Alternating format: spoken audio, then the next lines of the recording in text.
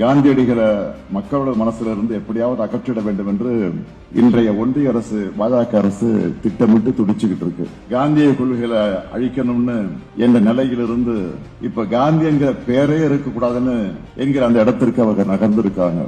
அதுக்கு எடுத்துக்காட்டு தான் 100 நாள் வேலை திட்டத்திலிருந்து காந்தியடிகள் பேரை நீக்கினது. அடுத்து கரன்சி நோட்ல இருந்தும் காந்தி படத்தை எடுத்தாலும் எடுத்துருவாங்க. என்னை பொறுத்த வரைக்கும் ஒற்றைத்துவத்துக்கு எதிரானவர் காந்தி. இந்து முஸ்லிம் ஒற்றுமை அடையாளம் காந்ி. மத நல்லிணக்கத்துக்கான மகத்தான மந்திரம் காந்தி. இந்தியா அனைவருக்குமான நாடு என்ற கருத்தியல் தான் காந்தி. இதனால்தான் மதத்தை வச்சு அரசியல் பிழைப்பு நடத்துற அற்பர்களுக்கு காந்திய பிடிக்கிறது இல்லை.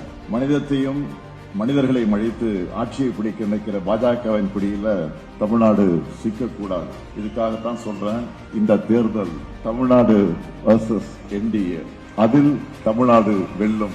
அன்பின் பாதையை வலியுறுத்திய காந்தியை மறவோம். காந்தியின் கொள்கைகளை காக்க வெல்வோம் ஒன்றாக.